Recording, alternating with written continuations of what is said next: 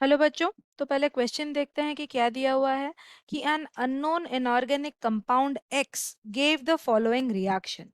First reaction दिया गया है कि the compound x on heating gave a residue oxygen and oxide of nitrogen. An aqueous solution of compound X on addition to tap water gave a turbidity which did not dissolve in HNO3.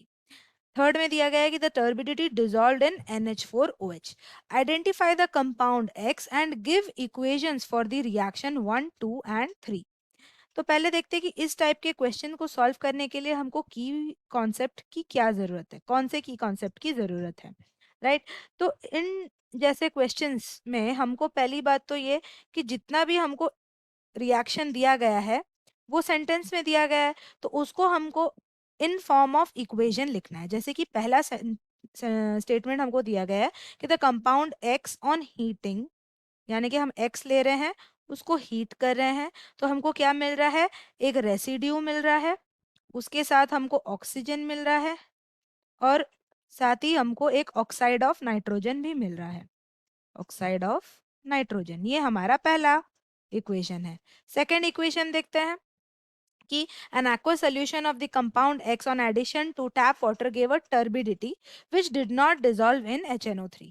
यानी कि अगर हम X लेते हैं और उसको tap water में add करते हैं, टैप वाटर, तो हमको एक टर्बिडिटी मिलता है। टर्बिडिटी, टर्बिडिटी यानी कि कुछ व्हाइट व्हाइट कलर सा क्लाउडी जैसा हमको दिखेगा उसमें, है ना। अब ये जो टर्बिडिटी फॉर्म हुआ ये HNO3 में डिजॉल्व नहीं होगा, लेकिन NH4OH के साथ डिजॉल्व होगा। यानी कि जो भी टर्बिड कंपाउंड हमको यहाँ पे मिलेगा, सपोज यहाँ पे हमको ए कंपाउंड मिला, तो अभी ये जो कंपाउंड ए है वो NH4OH के साथ कुछ एक सल्यूबल कंपाउंड फॉर्म करेगा, सल्यूबल बन जाएगा, है ना।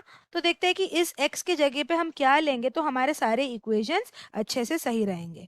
तो यहाँ पे अगर हम सिल्वर नाइट्रेट लें यानी कि AgNO3, इसको अगर हम हीट करते हैं एट 980 केल्विन पे, तो हमको क्या मिलता है, एक रेसिड्यू मिलता है जो कि है सिल्वर।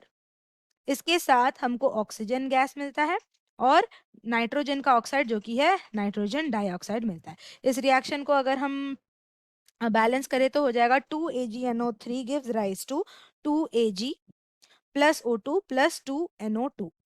अब सेकेंड रिएक्शन देखते हैं कि AgNO3 को हम टैप वाटर के साथ अगर रिएक्ट करें तो टैप वाटर में क्लोराइड आयन बहुत से होते हैं, तो ये क्लोराइड आयन के साथ रिएक्ट करके जो टर्बिडिटी फॉर्म करता है यानी कि व्हाइट प्रेसिपिटेट जैसा जो फॉर्म करता है वो है सिल्वर क्लोराइड, और सिल्वर क्लोराइड के साथ बच जाता है हमारा नाइट्रेट आयन। तो इसको अगर बैलेंस करें तो ये हो जाएगा AgNO3 क्लोराइड आयन के प्रेजेंस में फॉर्म करेगा AgCl प्लस NO3 माइनस, यानी कि बैलेंस्ड है।